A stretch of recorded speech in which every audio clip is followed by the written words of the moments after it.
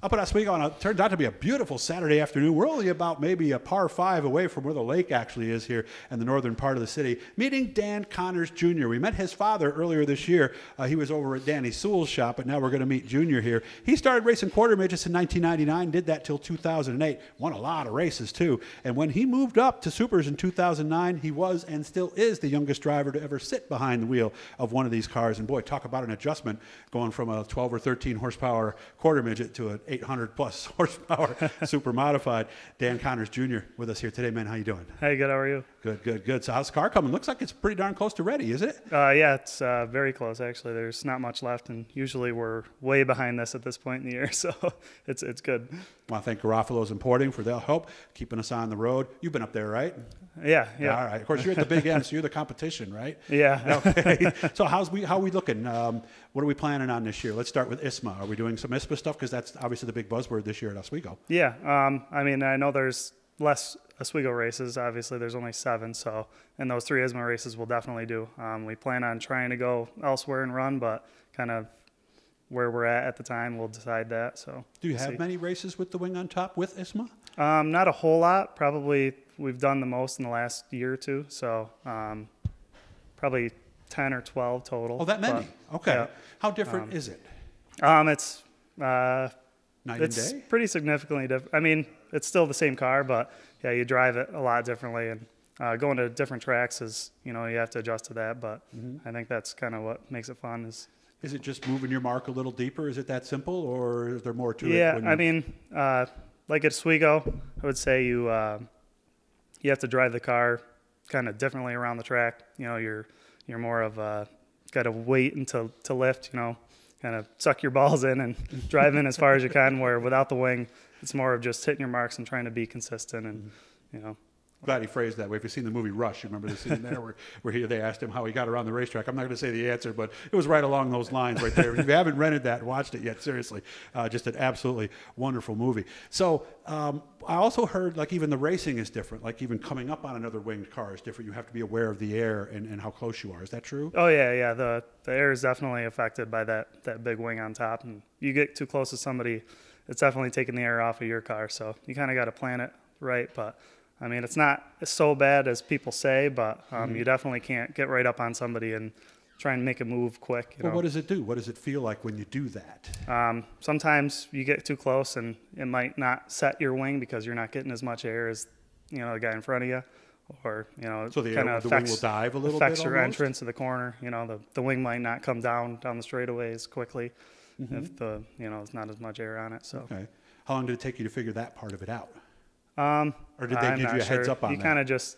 You kind of just learn as you go. I mean, like I said, it's not crazy different. It's just you get used to it. So outside of the 3 shows at Oswego, might we travel with ISMA at all? We plan on it if we have time.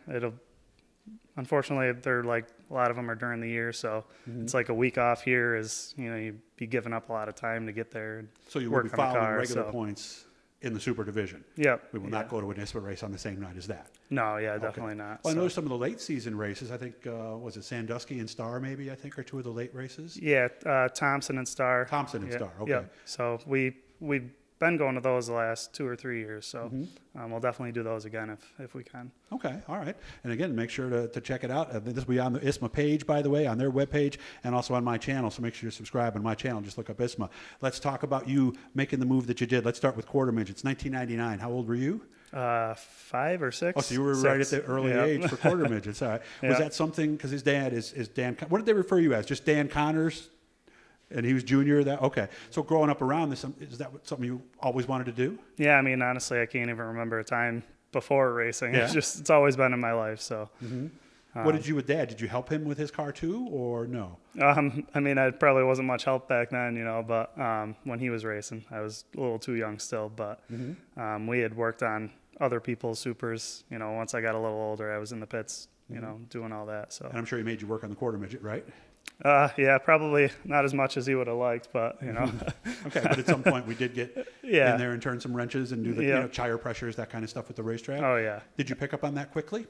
I like to think so. It's like I said, it's kind of second nature being in it so long, your whole life. So. Yeah, because I've always said that if that if you grow up around it and you see your dad, you pick up things you don't even realize. Oh, so yeah. I think Yeah, you don't even know, you just kind of know it all in the back of your mind. So Valmy and Syracuse, or did you travel more too?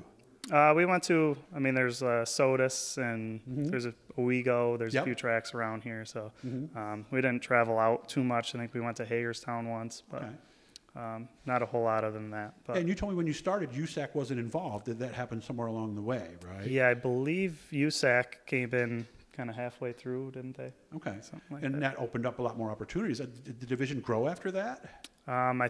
I think it did later, but we didn't really take advantage. It didn't really change much for where we were. Did it change the rules? Because it makes sense if you got a body like USAC in there to standardize the rules. In theory, the class should grow across the country. Yeah, I don't know. I don't think it changed too much for us, but it changed much in general. So I think other tracks changed more than it did here. So you're 15. You're going from a quarter midget.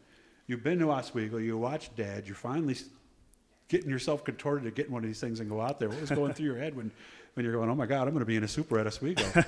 Yeah, it was definitely a lot to take in. I had actually fired a super probably the year before, 14. So you knew I about kind the in and out box. I kind of knew what to do, but it's still definitely different. And unfortunately, the whole first year we had motor pickup problems with fuel. Really? So they didn't know I was 15, so everybody thought it was fine. They thought I was just running half throttle, but the motor wasn't running all year. So basically, I had a slow car the whole year, and that kind of, I guess it helped me get used to it, but it kind of took away our year. So and people were going, is this kid really ready? Or so not? Yeah, once we finally fixed that, I think I finished second or third that race. Seriously? So, yeah. Just like that?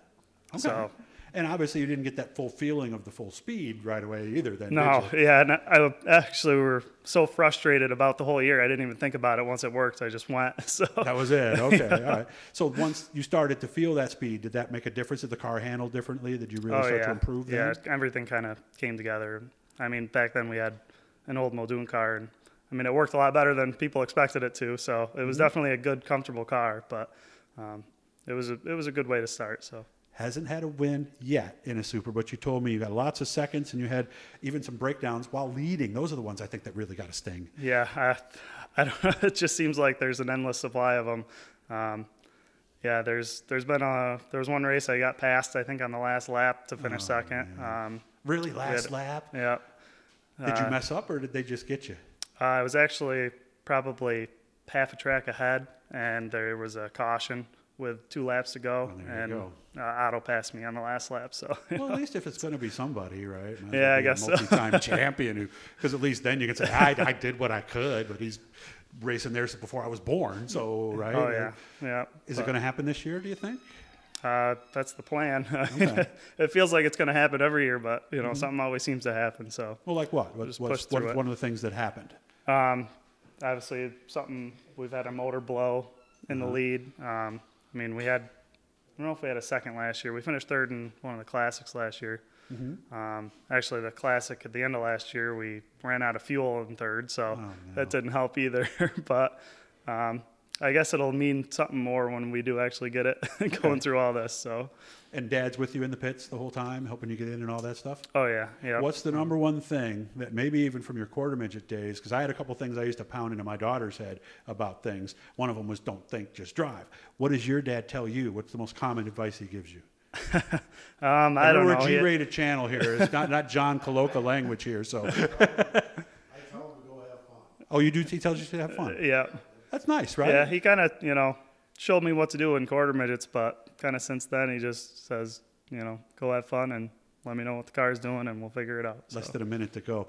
Let's be honest, I would think that rather than some specific advice that you'd forget before the green comes out is probably the best thing you need to hear at that moment. Yeah, honestly, any advice to think about something while you're out there just kind of goes out the window as soon as you put your foot down. There's not enough time to think about things. You just kind of got to react. Yeah, because you really can't think in a race, can you? By the time you think, should I get in that hole or not? It's gone. You can kind of plan, how you're going to go about the race, but other than that, it's all just, you just do what you feel. We're going to do a second one with Dan. We're going to explain about the tethers. I don't even know if you knew they had these on these cars, so make sure to check that out later. And, of course, hit the blue E to subscribe. Keep coming to isthmussupers.com for more stuff there. Good to meet you, man. I hope you have a great season. Thank you. Good job. See